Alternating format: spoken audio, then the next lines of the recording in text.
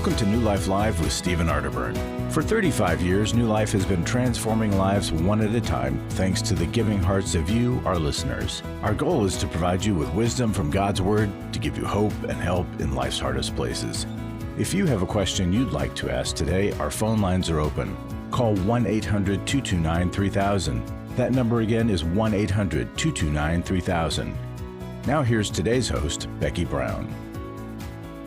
Hello, everybody. It is Becky Brown, and we are going to take your calls for a couple of hours here today, 1-800-229-3000. And we have some special guests today, JJ West, who's our presenter at Every Man's Battle Intensive, as well as our Intimacy and Marriage, and Laura Mangin-McDonald, who also is one of our presenters at Intimacy and Marriage and at Restore. And they're both friends of mine as well. I just am so grateful that you guys have joined us today. JJ, I know that you do a lot of speaking and teaching about all things, but today I would love to know what's on your mind about intimacy and marriage and the things that we cover there. So the main thing that's on my mind today, so I just graduated from Invisalign today after having Invisalign for a year. And what's on my mind is the fact that it took a while. It was a lengthy process to walk through that.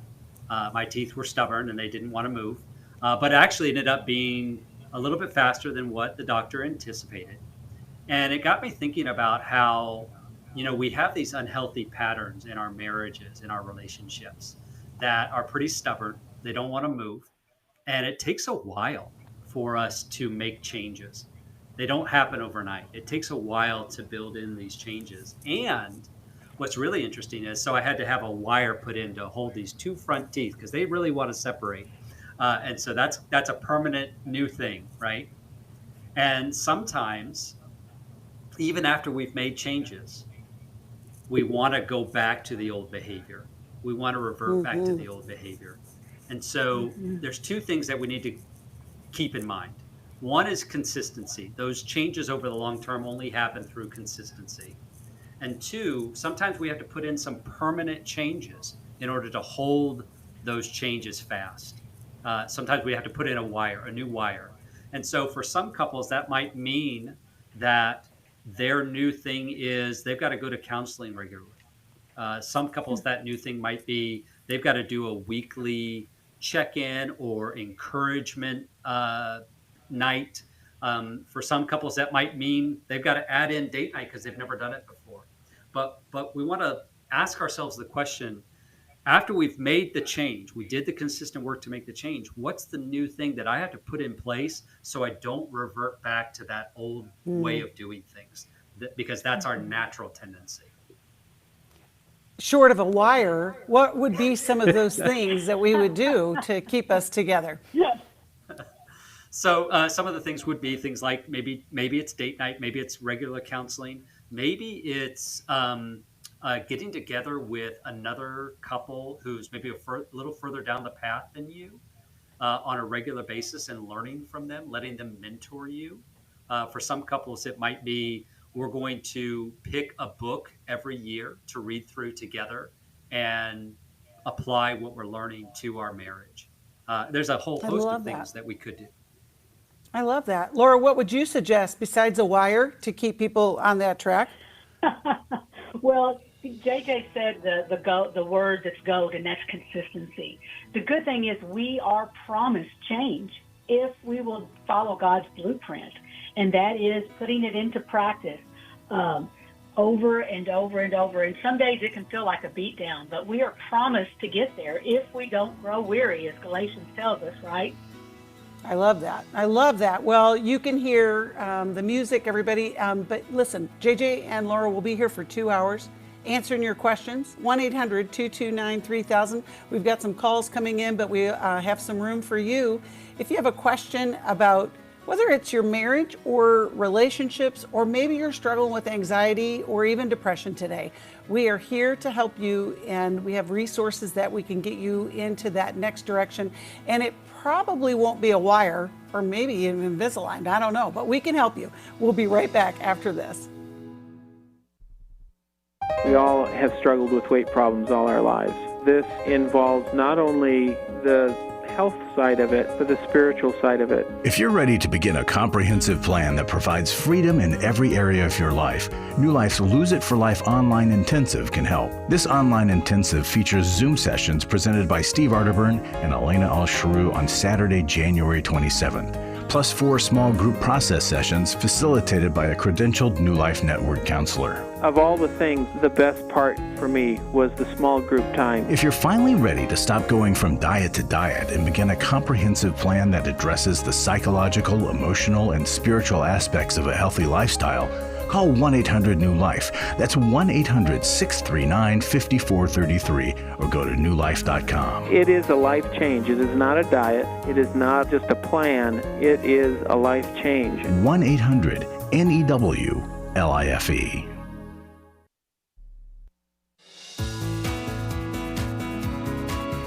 To find out more information about New Life or to order any of the resources mentioned on today's program, call 1-800-NEW-LIFE. Now back to New Life Live. Welcome back. You know, I mentioned at the opening all the other ways that JJ and Laura teach people at our intensives. And, you know, we talk about the intensives because we know some of you need to do that next step. To use the braces or Invisalign, we're going to do a commercial for Invisalign. But, you know, to use that analogy, it does take more than just hoping and praying that things will get better. And we want to invite you into those processes. Right now, we are going to go to the phones. You can call us 1-800-229-3000. We're going to talk with Janae, who's calling us from Philadelphia and listens on NRB. Hello, Janae. Thanks for calling. How can we help you today? Hello. I tried to write down a few things so I could condense what's going on. Okay. I'm struggling with like unforgiveness and bitterness. It's not that I don't want to forgive. The problem is that every time I know the Lord says 70 times 7, but I'm constantly in situations where I'm being like mocked or, persecuted. And I do believe that the Lord allows things to strengthen our faith and, for us to turn to Him. But basically, the root issue is bitterness and anger, but trying to practice continual forgiveness. And every time I get hit with the situation, it's hard. Like, again, I know the Lord forgave me. I know that I'm supposed to, walk in it, but it's causing me to run to, I can't say it's causing, but I find myself sometimes overeating or having anxiety, depression, stuff like that, and anger. And so I find myself sometimes with the wrong people, lashing out with them because I'm mad with someone else, and it's messing with my relationships, my physical health. I just want to be free. That's pretty much. Okay. Well, Janae, we're glad you called. Laura, let's start with you. How can we help Janae with just dealing with this unforgiveness that's kind of spilling out into other areas of her life? Well, Janae, first of all, I feel your pain, and I think a lot of us have been stuck there at times, many times in our lives. So I want to just clarify with you the difference between forgiveness and reconciliation. And in my practice, I see that people get that confused all the time. So I want to come out of the gate making this statement. We can't move through what we don't give a name to. Oftentimes what Christians want to do is forgive someone, but they don't talk about what the offense did to them.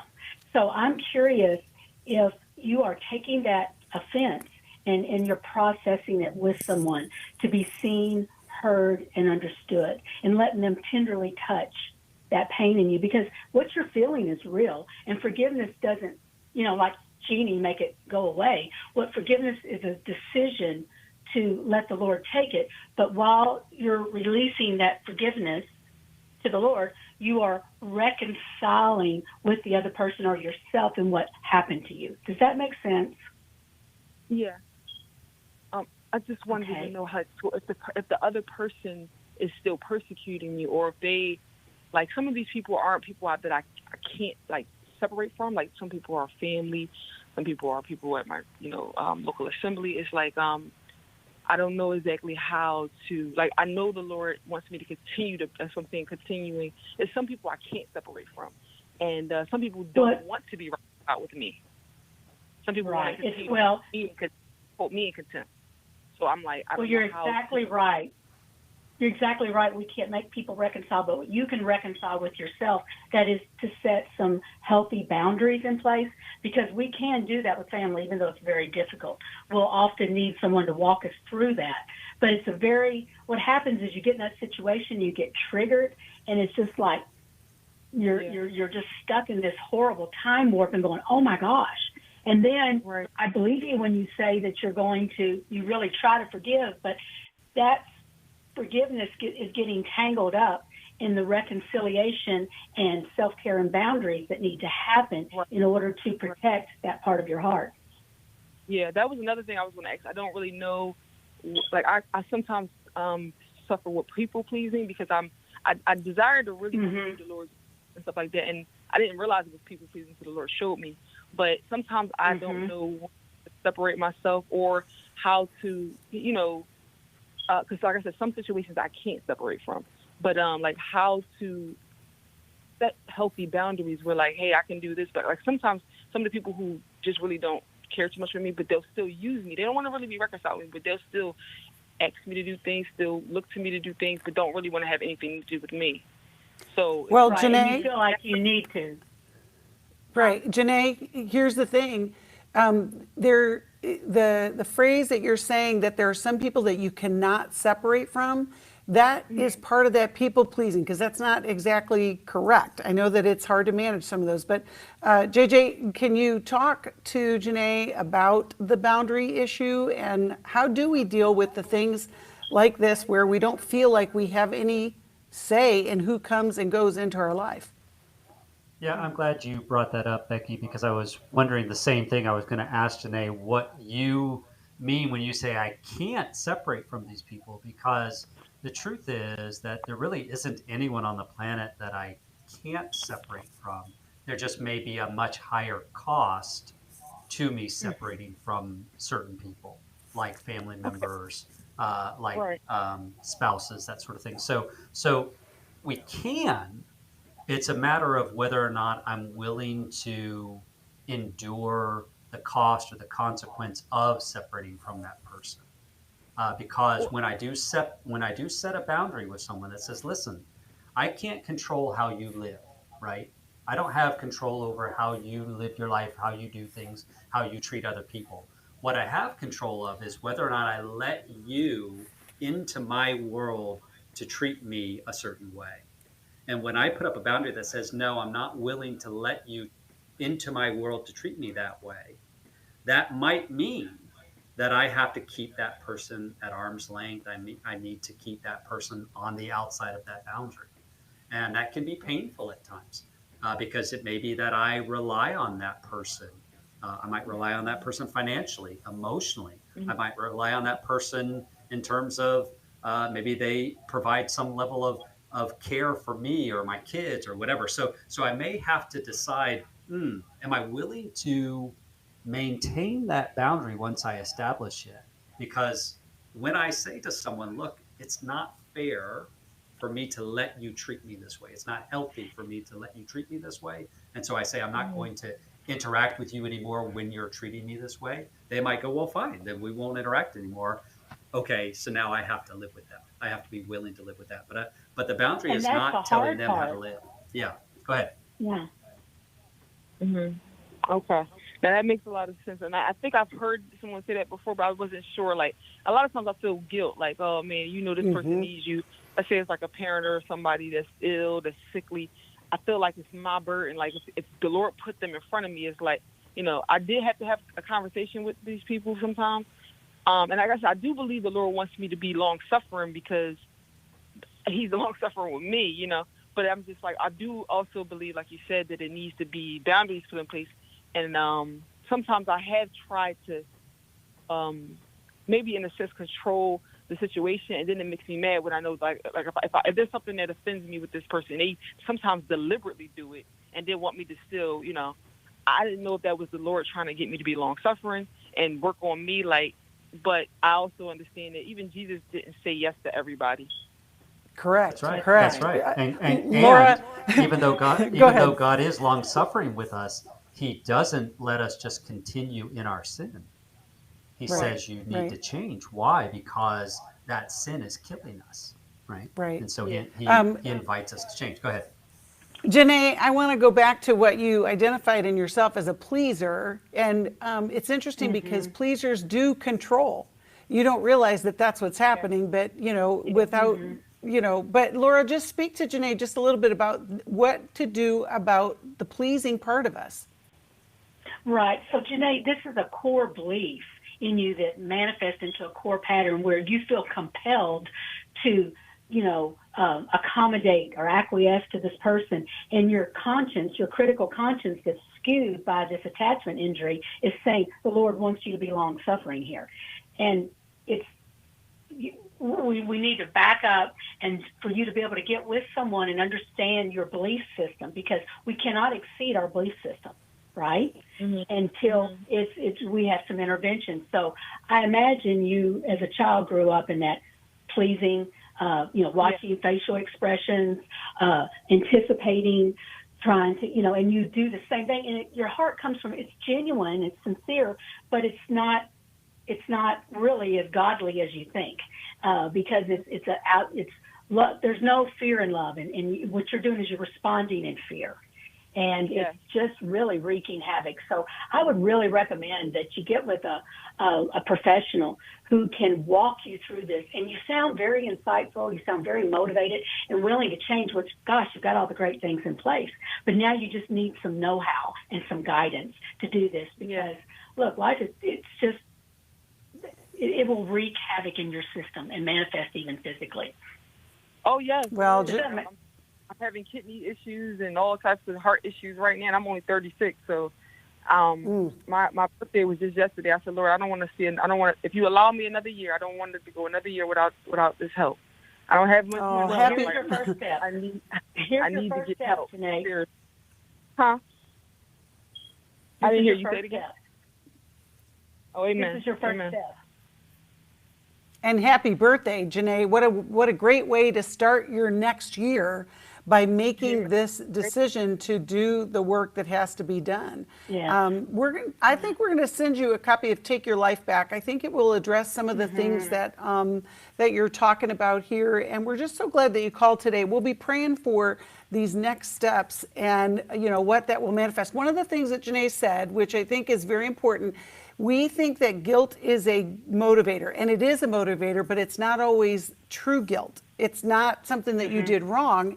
It's false guilt because we don't, we feel bad or whatever. So if this is an issue for you, just like Janae talked about, let's not let another day go by. Let's address it. We're going to keep going to the calls. You can call us 1-800-229-3000.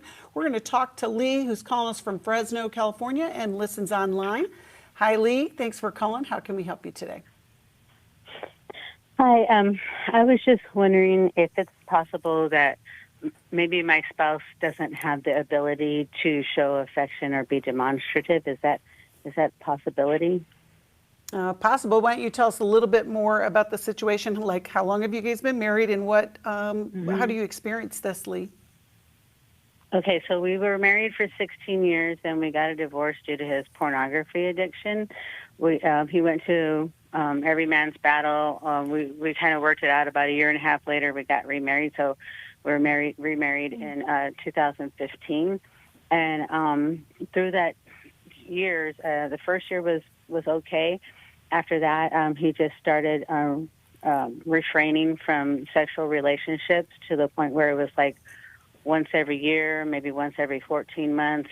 He would reject any kind of my advances, that kind of stuff.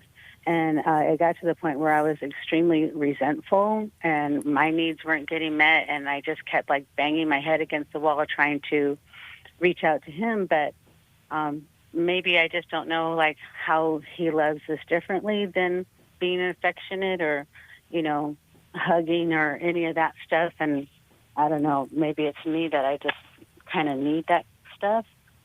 Well, it's a great question, Lee, and it sounds like you had done some work before. JJ, how would you start the response to Lee on this issue? Yeah, so I would start with, yes, it's possible that someone is unable to be affectionate, but that's usually due to some sort of trauma, maybe sexual or physical abuse in their childhood. and it would have shown up beforehand. So it would have been all throughout the first time you were married, those 16 years, as well as this relationship, that he would have never been affectionate with you if that were the case. I'm curious why suddenly in this second marriage he's refraining from being sexual with you. And then I would ask, did you ever have that conversation with him? Hey, what's going on? Why are we suddenly not being sexually intimate? Two, are there other ways okay, so you have. Then two, so I want to hear the answer to that when we get back from the break. Two is are there other ways that he's physically affectionate with you that are non-sexual? And then three, it may be that he is trying to avoid. It may be through good motives. I don't know. Obviously, we don't know the story here. Sometimes guys will think, especially if they've struggled with sexual integrity, I have to keep that at bay. When you give to the New Life Scholarship Fund, you're giving someone hope for a brighter future. I was kind of in the closet and hit with my struggle. Your donation really made the difference, especially in my situation, because I would up getting laid off from my job. At the New Life Intensives, hurting people are able to begin a new path towards healing and freedom that has an effect on all of those around them. I think the people who support New Life financially are people that I'll never know.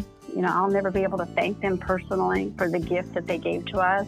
Their giving saved me, my husband, and our family from being torn apart. To help hurting people to connect to the help they need, make your gift to the Scholarship Fund at newlife.com or by calling 1-800-NEW-LIFE and specifying scholarships. Someone called and sponsored me to come this weekend. Whoever that is, just know that you saved a life. Literally, you saved my life. 1-800-NEW-LIFE. I've been listening to New Life for many years, gone to a few workshops. I want to support a ministry that helps people connect with God and with others and gives them the tools to help transform their lives. You can help New Life Live stay on the air by joining Club New Life today. When you sign up to support us monthly through Club New Life, we'll send you the new member thank you gift of all 8 100-day devotionals, including 100 Days of Healing, 100 Days from Freedom from Shame, and 100 Days of Freedom from Anger. There are also ongoing benefits like the monthly Club New Life CD or download, access to the Club New Life video library, quarterly resources, free shipping on purchased resources, discounts on workshops, and quarterly online meetings with Steve. Call 1-800-NEW-LIFE. Support Club New Life, and together we can help hurting people find help and hope in life's hardest places. Call 1-800-639-5433 to join Club New Life today.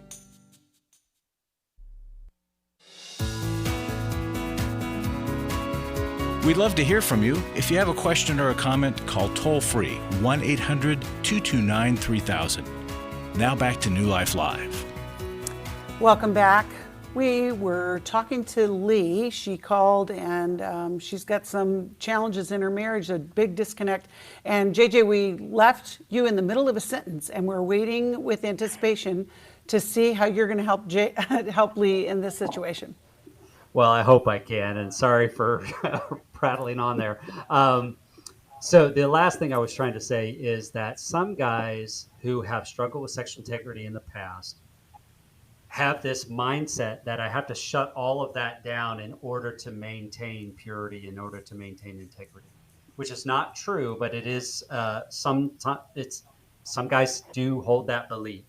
And so I would want to maybe have a conversation with your husband around, is he believing that if he's sexual with you, that's going to somehow open the door, kind of Pandora's box, if you will, to him wanting to act out sexually again?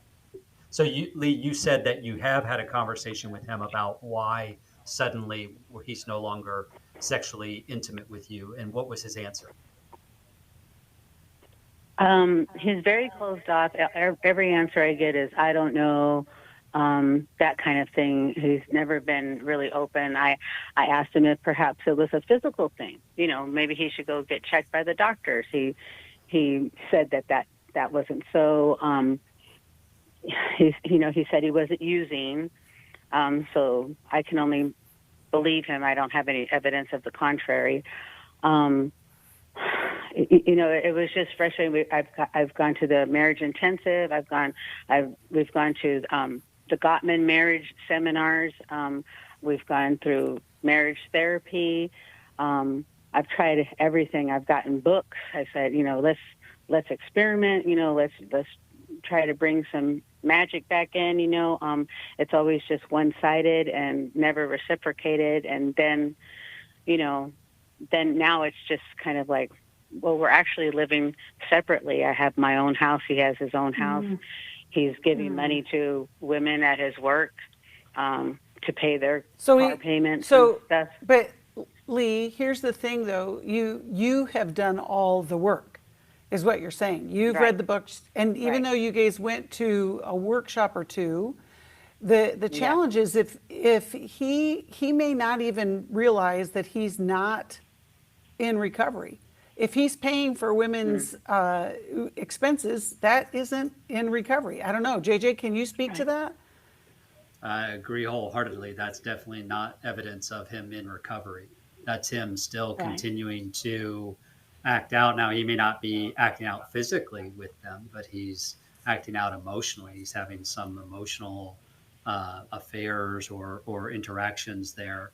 And is he agreeing with you that this is a problem, this lack of physical intimacy that he's showing you, or does he think, oh, it's all your problem, you just want too much, and our physical intimacy is just fine? He says he doesn't want to live a sexless life, but on the other hand, he'll say, like, I hugged you, and it'll be like, well, when was the last time I had a hug, you know? Or, you know, a peck on the lips for him that's like a kiss, you know? I mean, you give the dog a peck on his nose, you know? It's just not the same. It's just maybe not what I'm looking for. But okay, I don't know. Well, let's hear what Laura has to say, Lee. Go ahead. I'm biting a bit to weigh in here because I'm married to an avoidant attachment, which he gives me in recovery, and he gives me permission to say this. And I can tell you, for years we struggled, and I would work real hard trying to connect with him and personalize what I felt was direct rejection. But now, in my practice, I'm able to help people with avoidant attachment in recovery. They need so much instruction, and they're willing, but they just, when you try to say it, Lee, he gets probably defensive and shuts down. And that has, you know, you going, oh my gosh, there's something wrong with me. What am I doing, right? But I promise you, if you all can get with a therapist who understands attachment and can work with him, because he does not know how to access his feelings. Like Becky said, if you've been to a couple of intensive workshops, and that's great, but this is intensive, ongoing work, and he can get there. Clearly, him giving money to women at work, he's soothing, trying to comfort himself, just like he did in pornography in years before. And he's just perpetuating his avoidant attachment. But if you can get with someone, they can they can help him to connect with his heart, because he does not know how to do that. Well, and Lee, here's the thing. You're doing what you can, but you're still feeling as though it's you. That's what I'm hearing. Right. Am I right? Right. Not anymore. I guess my biggest thing is now, because he doesn't want to do the work, and I see that, and it's just, you know, he says it's just too much for him. It's too heavy. He just can't, right? And he just shuts down even more. So I realize that for him, this is just way too hard. So for me now, it's just about detaching myself and not needing him, and trying to find my joy in other things in life, and trying not to like be a stalker and see like, oh, what's he doing now? Oh, where's he going now? Yeah. Oh, you don't. What is he spending his money on? You know. Right. Kind of So stuff. Lee, you are at an impasse. You are. We're going to get you connected with a therapist in your area. I'm going to send you a copy of Take Your Life Back. I know I already sent one out to somebody else today, but I think it could be helpful in this process that you're in right now. And we're just so sorry that it's this way, but you know, it's not because you haven't tried. And we'll be praying for your husband too, that maybe he'll have an awakening and there'll be a better end to this story. We'll be right back. For most of my life, I've been dealing with an opiate addiction. Why is opioid addiction quickly becoming one of our nation's biggest killers? Maybe it's because it isn't only those who are addicted who are in denial. We did what I see so many parents do, is it can't be an addiction. There's something medically wrong. It's impossible to solve a problem when you don't know what you're up against, and families will try to find any explanation except the one that will put them on the right path. Alcoholism and drug addiction is a family disease. It doesn't affect just the individual. If someone you love is abusing painkillers, know what you're up against. It's time to admit its addiction and seek treatment. Call us today at 1-800-NEW-LIFE. We have partner treatment centers around the country. Call 1-800-639-5433 or visit us online at newlife.com. We just made a decision. We will do whatever it takes. 1-800-NEW-LIFE. Daniel Grossman on coaching. Coaches are really focused on the future and helping people to develop those skills and those strategies to help them move forward in their life. A coach really partners with you to focus on things like personal growth or health goals, spiritual growth, helping you develop in your career or possibly strengthening your relationships or maybe even breaking free from a negative pattern. If you need a coach for life, your career, relationships, your health and fitness, leadership, and more, call New Life today and ask about the New Life Coaching Network. Our coaches have been trained and screened with the same intensive process we use for our network counselors. Coaches use different techniques. Some like to use strategic questions and accountability, ultimately empowering you to take those next steps towards your goals. Take control of your life and take action to achieve your goals. Call 1-800-NEW-LIFE and talk to us about getting a New Life coach today. I really believe that everyone can use a coach in their corner. 1-800-NEW-LIFE.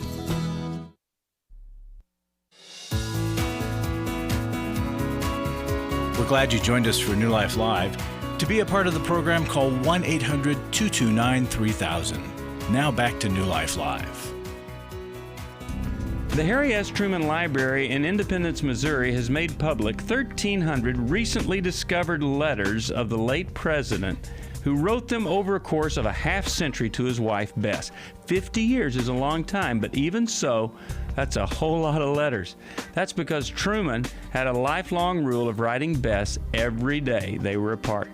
He followed this rule when he was away on official business or whenever Bess left Washington to visit her beloved Independence. Scholars will examine the letters for whatever light they may throw on political and diplomatic history. Good and well.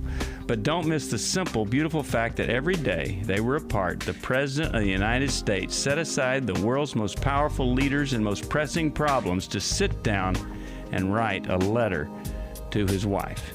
I'm Steve Arterburn. Visit newlife.com to learn 5 ideas for improving your marriage. Thanks for listening to this New Life moment. I tell you, Steve's wisdom is timeless. And as he shared about that letter writing, I just think about all the couples that we talk to all the time about how hard it is for people to stay connected. And we live in a world where there's so many ways to stay connected. But, if this has been part of your story where you have not been, you can call us today. JJ and Laura both are here, as well as join us at the Intimacy and Marriage Intensive, which will be in February in Southern California. One thing I wanted to say back to our caller, Lee, is, Lee, come and join us at Restore, the women's intensive that is in February in Southern California. We help women who have dealt with betrayal, and we want to get you on a healing path, and we'll get you that information as well. We're going to go back to the callers, and we are going to talk with Jane, who's calling us from Kylene, Texas, listens on Sirius XM. Hi, Jane. How can we help you today? Hi. I have a question for you. I've been married for a long time. My husband's an alcoholic. We've been through trying to get him sober. He's a high-functioning alcoholic. But I'm at the point now that I really I want to leave. And I know that God doesn't like divorce. I know that, I should try to work it out. I've tried and tried to work things out. And basically it ended up ruining my family and my kids. And I'm trying to see, like, is it just new life thinking? If I said, I want to take care of myself, I mean, I'm willing to leave and not divorce, but I just can't seem to keep doing this anymore. Well, Jane, you know, we hear your pain, and our stance is don't do the same thing over and over again and expect different results. We want you to get on a path of freedom, and whatever that end result will be part of that path. Laura, how can we help Jane make this decision or get help for herself in this? Well, Jane, I'm so sorry to hear what you're going through. And what New Life promotes is what God promotes, right? And He says that the order is our focus on Him, our relationship with Him.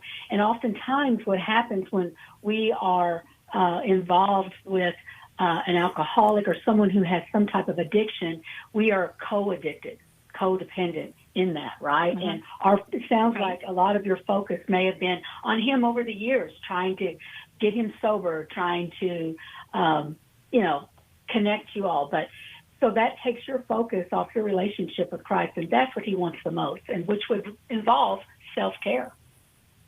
Right. And to take, so for you, have you been in individual therapy? I have. And okay. Your consensus is that I should leave. I can take care of myself financially. I'm a nurse, and it's just so sad because I know it's the disease and it's not really him. And that's what's kept me there for so long through all the things that we've been through. But now it's just... Jane, have you done any recovery work like Al-Anon or anything like that?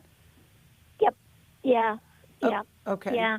So that kind of conflicted. I wasn't really sure about how God would look at me if I divorce my husband or if I leave. Well, you can have a separation. Right. Have you tried a separation? Because we're not saying divorce. We're not saying that out the gate. What we're saying is self-care. That you've got to take care of yourself in your walk with Christ, and right. You're to fulfill this side of heaven.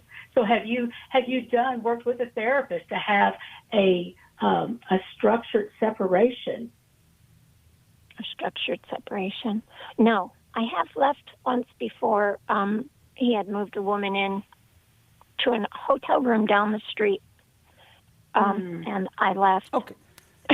Well, so then, but Jane, here's the thing. That's more complex than just, not that alcoholism isn't a minor thing, but we've got compounding issues here. And I think that's what happens in those relationships when people are struggling with addiction. JJ, what would you suggest for Jane in making this decision?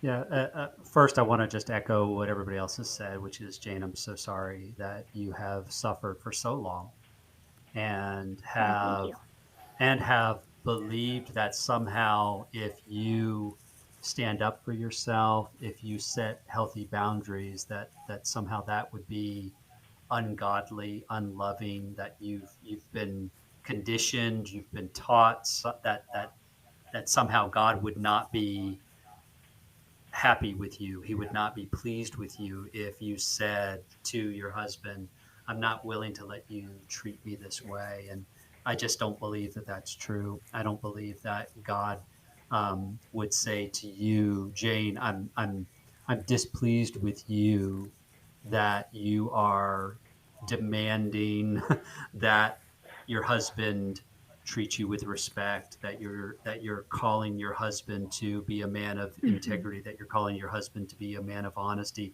that you're calling your husband to set a good example for his children. Like, no, all of those things are perfectly fine. And so I think that there is, Becky had talked about earlier how oftentimes false guilt gets in the mix and messes with our perspective. And I do think that there's maybe a lot of false guilt here. Now, I would agree that it could be helpful to have a structured separation where it's very clear, look, I want reconciliation. I want us to be together and I want us to be healthy, but it has to be under these terms. there needs to be growth, there needs to be evidence of change, and that's what we're working on, and that may be enough for him to kind of catch the reality that he can't just keep living the way he's living, but it may not as well, right? There may be also, that. Go ahead. I was just going to say, it also gives you, Jane, the clear-cut idea of what your intention is, that this isn't about punishing him or abandoning him. It's really about getting some clarity. And that's why I asked about Al-Anon, because I know a lot of times in relationship, it is crazy making, because you're wanting the best, and yet the other person just keeps doing the thing over and over again, no matter how much you protest. Does that give you any clarity, Jane, or are you still feeling like, I don't know what to do? No, actually, it's very helpful. The only question I have is, where do I find the right therapist to do a therapeutic separation? Well, we are the place that you needed to come to. So we will get you connected with somebody. And we're also going to send you, I want to send you a copy of Understanding and Loving a Person with Alcohol and Drug Addiction, because I think that'll help you as well. We'll also get you connected with the Life Recovery Group. We have them all over the country, and it is the combination of 12 steps with the scriptures. And we understand, these are very complex situations. Jane, you didn't come to this call like yesterday. This has been a lifelong journey for you, and we want you to get on that journey of freedom. And we know that it's possible. We've helped a lot of people do that. We're so glad that you called. We'll be praying for this situation, and I hope that something we said will help you in that direction. We'll get you connected as well. And yes, Becky, go ahead, Laura. Can she come to Restore too? I mean, she's experienced betrayal trauma. I think that would be a weekend intensive where she could be immersed in truth, God's truth, be with other women who can support her, and just to process through that. It would be a game changer for you. I agree. We'll get you connected with that information as well, Jane.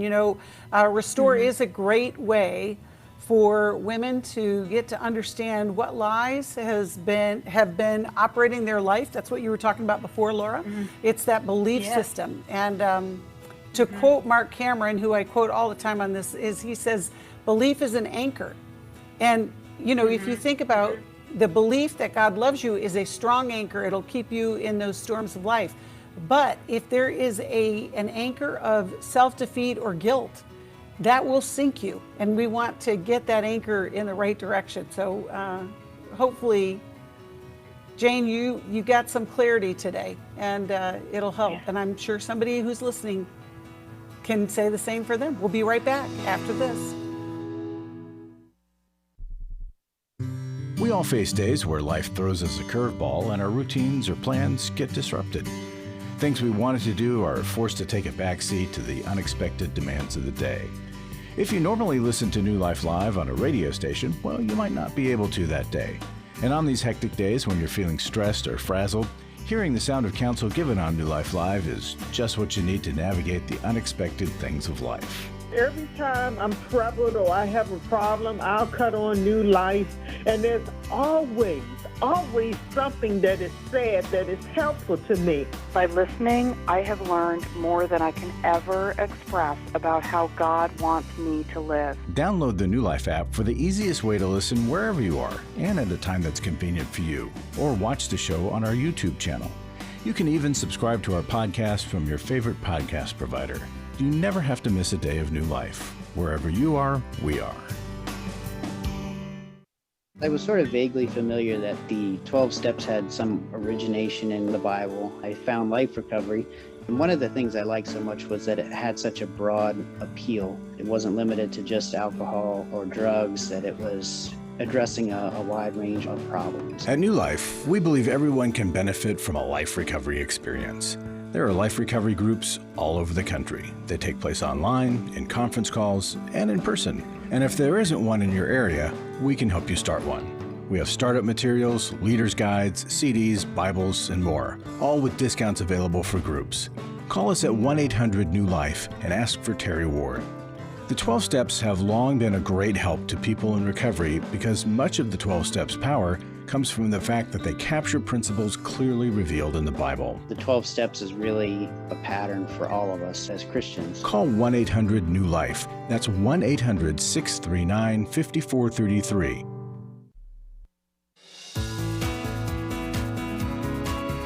To find out more information about New Life or to order any of the resources mentioned on today's program, call 1-800-NEW-LIFE. Now back to New Life Live.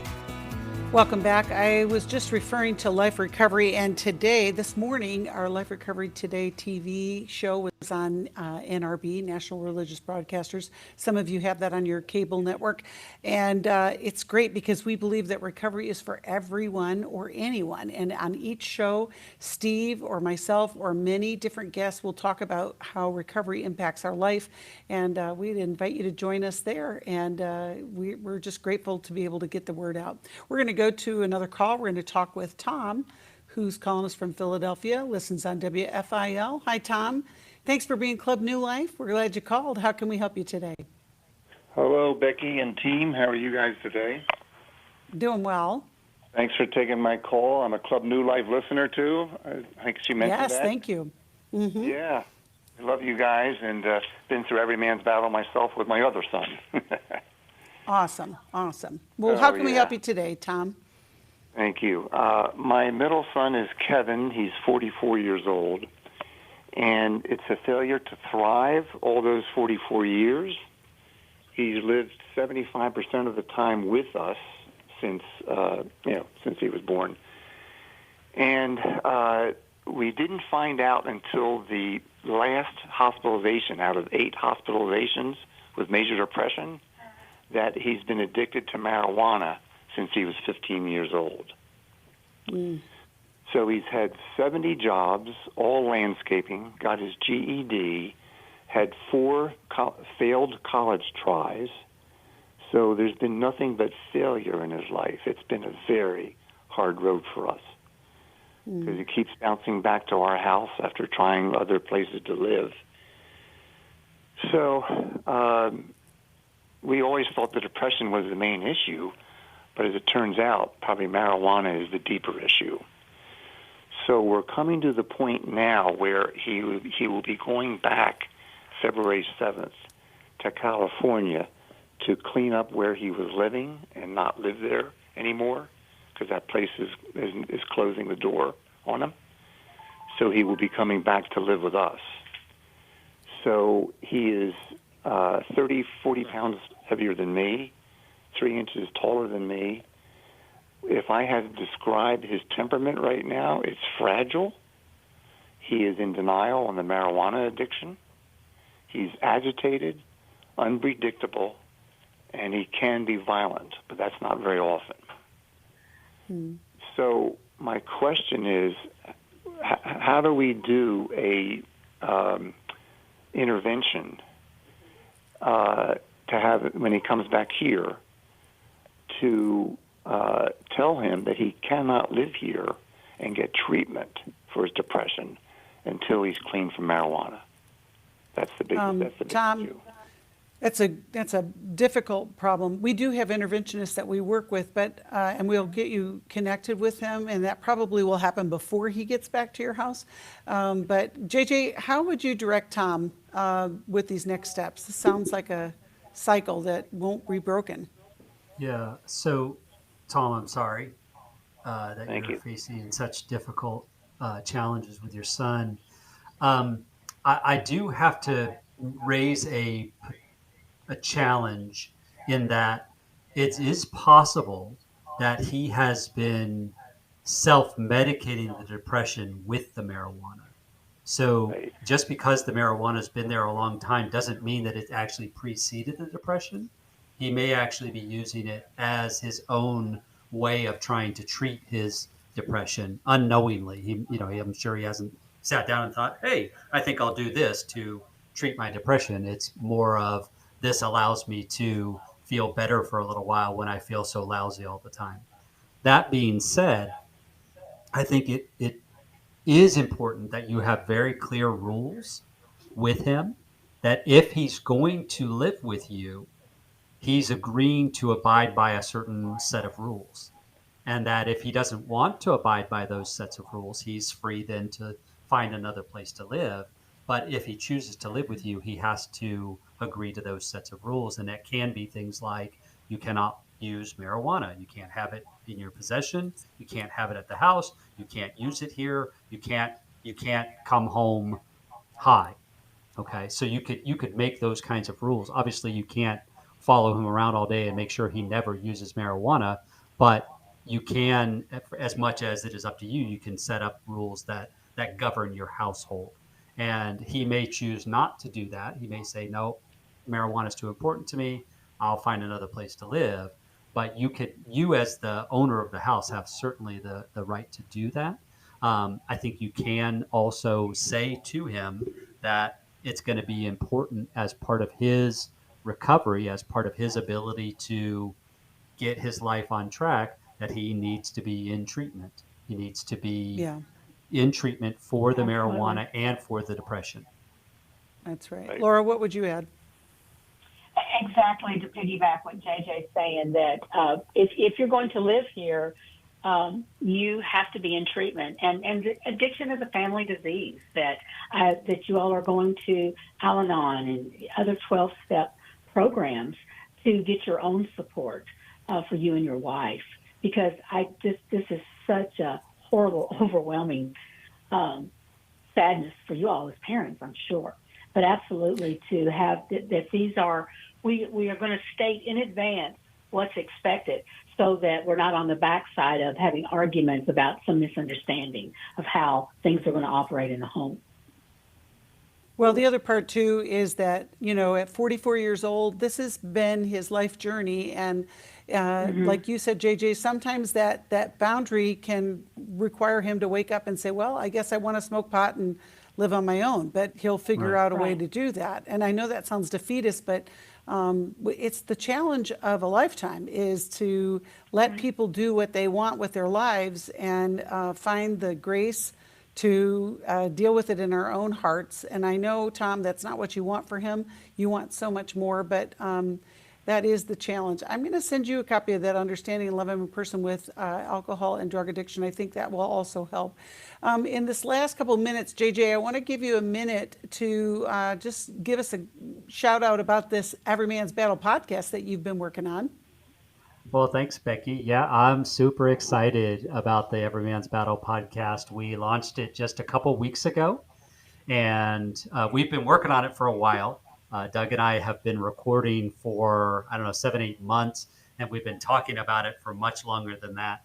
It's been an idea in percolation for many years, but we're excited that we're able to offer this resource, and that's just what we want it to be. We want it to be a resource for hurting people, primarily, yes, men who are dealing with some sort of sexual integrity issue, but also for the wives, fiancés, and girlfriends and parents of those who maybe are struggling in this area, to help them understand and come alongside those who are struggling in a more effective and healthy way.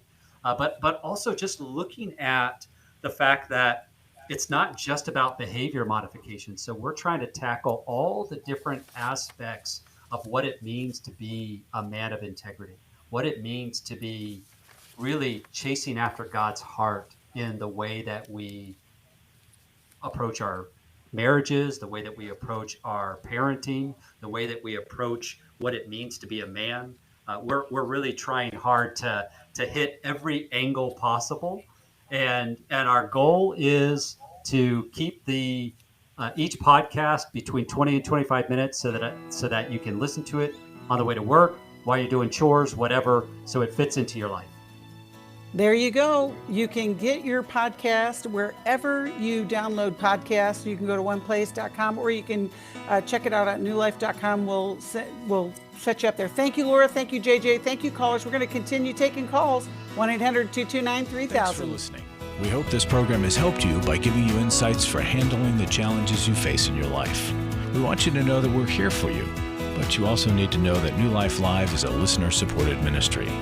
To make your donation or to get any of the resources mentioned on today's program, call 1-800-NEW-LIFE. That's 1-800-639-5433, or write to us at New Life Ministries, P.O. Box 1029, Lake Forest, California, 92609. Please join us again tomorrow for New Life Live. Thanks for watching today. We love helping people. I hope you sense that. And we know that there's always hope if you find the right resource. Now, if something we've said to somebody else applies to you, that's fantastic. That's what we're hoping for. But also, if you want to join us directly, you can call 1-800-229-3000 between 1 and 3 Eastern Time, Monday, Tuesday, and Wednesday. Those are the best times to get through. And while you're here on YouTube, check out these other videos that we've done to help people see where they could grow or a different path to take. And if you do that, would you give us a thumbs up on the video, and please subscribe to this channel. There are many ways that we can help you outside of the radio program, and it's very hard for some to pick up a phone and dial 1-800-NEW-LIFE, but when you do, we put you in touch with somebody who cares about you, knows all the resources out there, and they're going to find the best for you. There is no reason to struggle alone. I hope to see you tomorrow. Hope you'll invite somebody else to come and join that maybe needs just a little bit of help along the way. I'll see you next time.